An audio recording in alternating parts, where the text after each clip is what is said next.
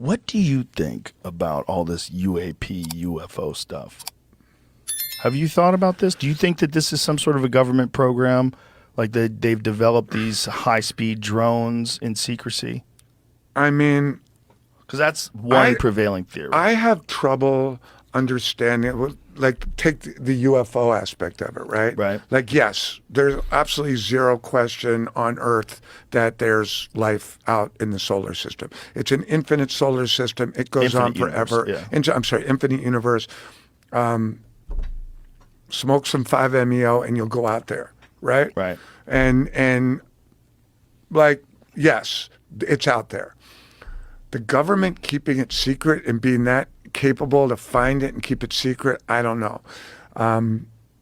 I took mushrooms with my friend Mike Gregorio, and we tried to get onto Area 51 one day, and we drove up there, and like That's such an I just did mushrooms thing to do. Oh yeah, we tried, and we like. Have you ever gone up there? No, I have not. Because it's this road, Area 51. It's this highway, and the base is over a mountain, but the road goes on forever, and you're driving, and we're high as fuck on mushrooms, and we keep getting. We're not getting any closer to the mountain, and we're driving, and we're driving, and we're driving, and suddenly there's a white van behind us, right?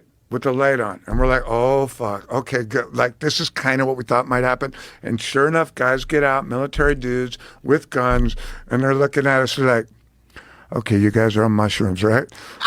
We've seen this. We've seen this. Turn around. It's so common. Turn around. That's hilarious. It's You're almost not- like the mushrooms want you to go to Area 51. You're not getting on the base. They're like, there's a hotel called the Little Alien. Go down there with everybody else that's on mushrooms, and you could sit out there all night and have all your theories, but you're turning around. And we're like, roger that. That's amazing. So that's so funny that they called it. Yeah, they knew it. Like they just must be so common. Buddies are like, let's take some shrooms and get on Area 51.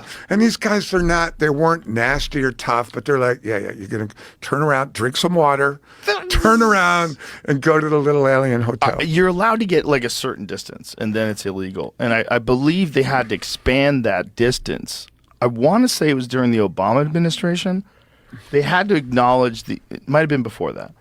It might have been Clinton. They had to acknowledge the existence, or it might have been Bush rather. They had to acknowledge the existence of Area 51 in order to expand the forbidden zone. Yeah. Because they had a forbidden zone, but like they did not acknowledge. No flyover. No drive. No you drive. Can't hike in. Because people were filming things. John Lear in particular. A lot of people were filming things that set up like very strong telescopes and high-speed optics. And they were filming these tests of these things.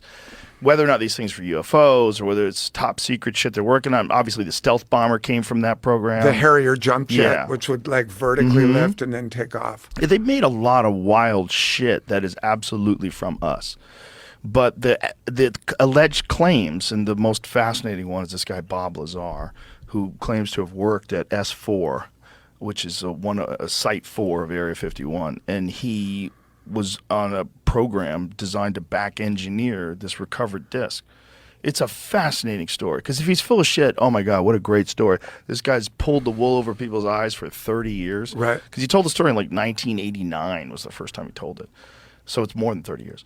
But he's also, he has like real knowledge of the area. He has real knowledge of Los Alamos Labs, where they tried to say that he never worked there, but then they found him on the employee roster from the time. He went in there, people knew him. Right. Like, it seems like the guy really was a propulsion specialist, and they really did try to get some off the fucking beaten path scientists. Like, because they have to get fresh eyes in these things, allegedly, every few years. They bring in, but everyone's sworn to secrecy and it's very compartmentalized.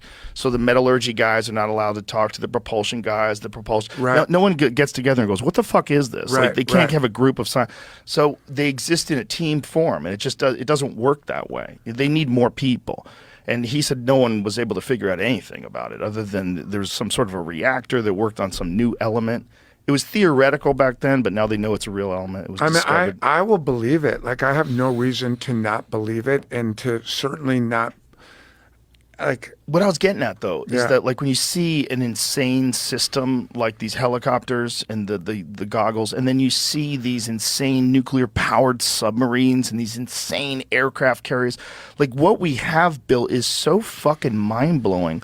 Why wouldn't we think that we've hit some next level propulsion system, and that the reason why the Pentagon is talking about out of this world crafts, they're obscuring reality. Like the reason why people are like coming forward and telling you about their experience in this program, like maybe that's obscuring reality. It might be bullshit. It might be that we the government and the military and the contractors don't want any of our enemies to know that they have some fucking bonker shit that can go literally like the speed of light that we have. that we have.